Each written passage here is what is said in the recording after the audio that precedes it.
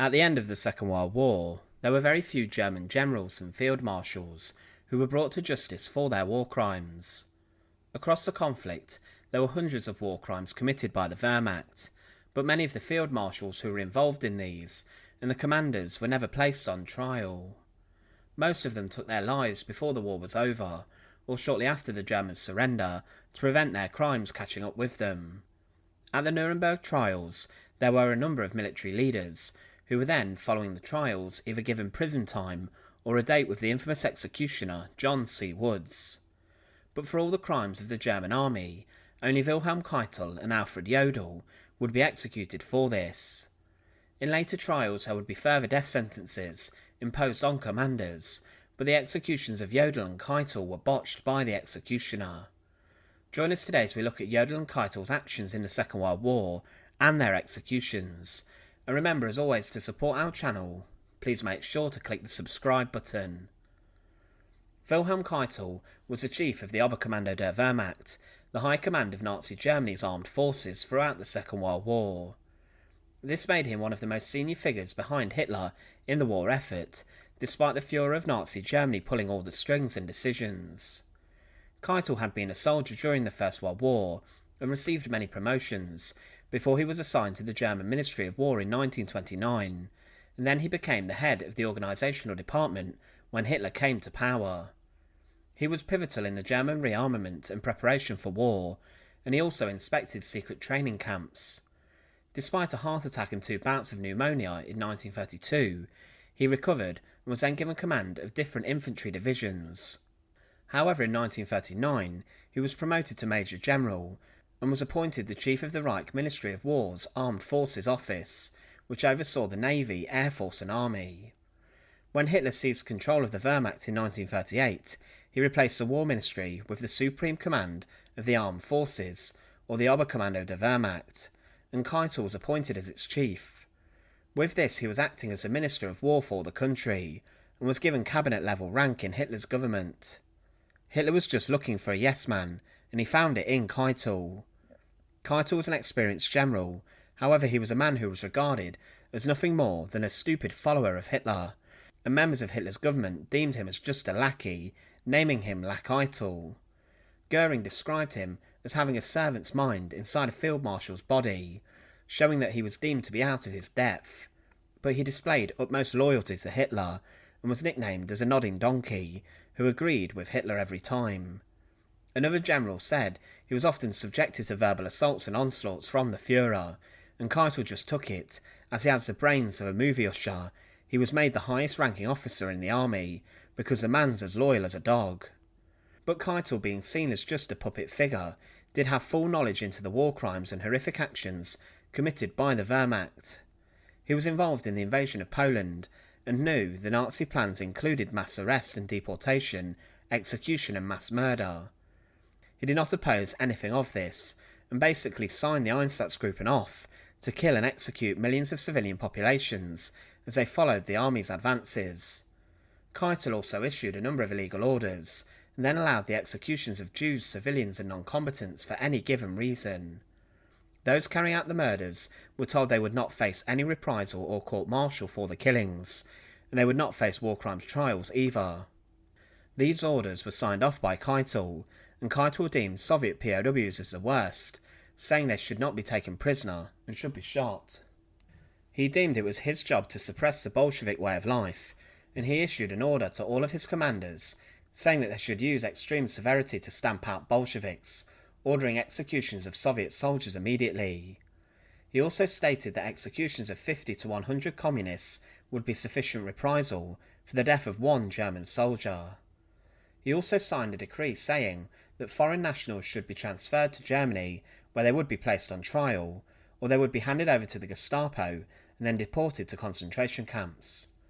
Keitel also was in on what was happening inside the concentration camps, and despite these being overseen by the SS, he knew what was happening. Keitel was later succeeded in his job as the chief of the OKW by Alfred Jodl briefly. Jodl was also an ex-First World War soldier who became an officer, but he continued to rise throughout the ranks and he became a major. Then he first met Hitler in September 1939. As the build-up to the Second World War came, Jodl was assigned as the commander of a division, before he then became the chief of the operations staff of the Oberkommando der Wehrmacht before the invasion of Poland. Jodl was the chief of staff during the invasion of Denmark and Norway, and following the fall of France, he believed Germany would triumph over Britain. But he too was involved in signing illegal orders, including the Commissar Order of the 6th of June 1941. This stated that all Soviet political commissars should be shot on sight. He also signed the Commando Order in October 1942, which stated that Allied commandos should be shot dead without trial. He spent most of the conflict inside of the Wolf's Lair and was slightly injured during the July 20th plot. As the war turned against the Germans, he was involved in the final days of the conflict, and following the regional surrenders of German forces, he was sent to demand unconditional surrender on all fronts following Hitler's death.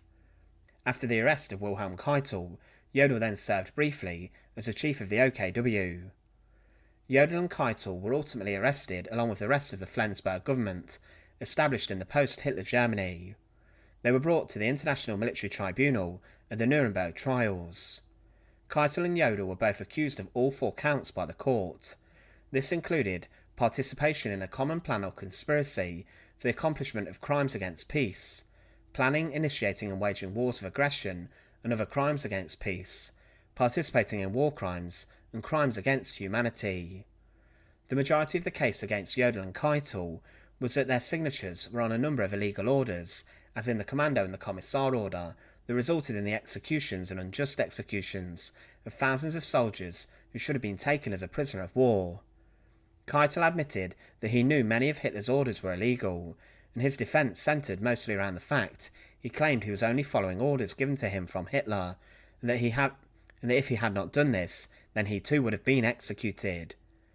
Jodl was accused of also witnessing the mass shootings and executions, and he said when referring to a mass shooting of Soviet POWs, the only prisoners that were shot were those who did not want to walk.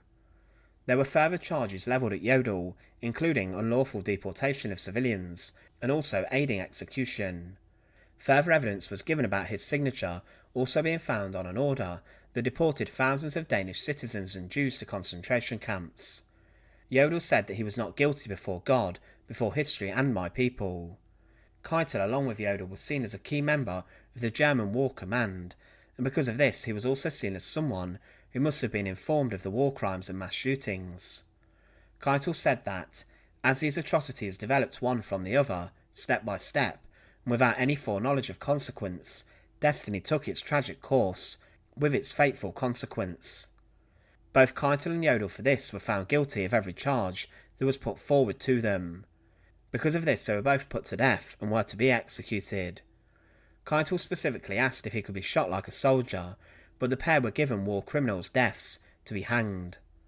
The Nuremberg Executions took place on the 16th of October 1946, shortly following the end of the trial. They were carried out by the United States Army and used a standard drop method instead of the more reliable long drop. In charge of the executions was Master Sergeant John C. Woods, who himself had a rather shady history, and his assistant, military policeman Joseph Malta. Woods has gone down in history as a man who botched the executions of the Nazi war criminals, and because of this he was seen as a man who performed his job poorly. He, throughout the 10 hangings, miscalculated the lengths of the ropes needed to kill the men instantly, and because of this many of them did not die from an intended broken neck, but instead slowly strangled to death. This meant that some of the executions took as long as 28 minutes, from when the defendant fell through the trapdoor.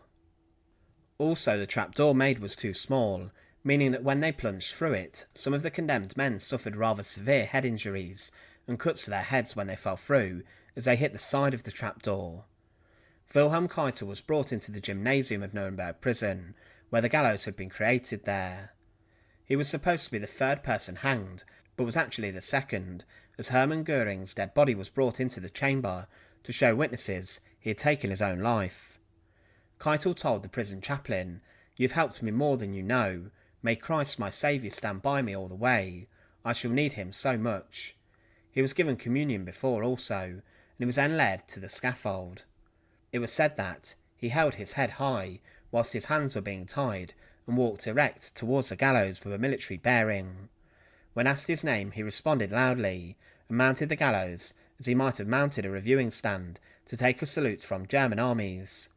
He certainly did not appear to need the help of guards who walked alongside, holding his arms. When he turned around, atop the platform, he looked over at the crowd with the iron-jawed haughtiness of a proud Prussian officer. But his execution did not go cleanly. His final words on the scaffold were, "I call on Almighty God to have mercy on the German people. More than 2 million German soldiers went to their death for the fatherland before me. I follow now my sons, all for Germany." As he was shuffled over the trapdoor with his arms and legs secured, Keitel's noose was placed around his neck by John C. Woods. Woods then released the trapdoor, and Keitel's head smashed against the side of it, causing him severe cuts to his head, and blood was streaming down his face. Following this, he was left dangling and shuffling on the noose, as a drop calculated to kill him was wrong. The force calculated was insufficient to snap his neck, and because of this he was left hanging and convulsing for around 24 minutes before he was confirmed dead. His execution was very botched, and should have brought death quicker than it did. Alfred Jodl's execution was the penultimate one to take place for those defendants of the Nuremberg trial. In the same manner as Wilhelm Keitel, he entered the execution chamber inside the gymnasium. It was said that, ninth in the procession of death was Alfred Jodl.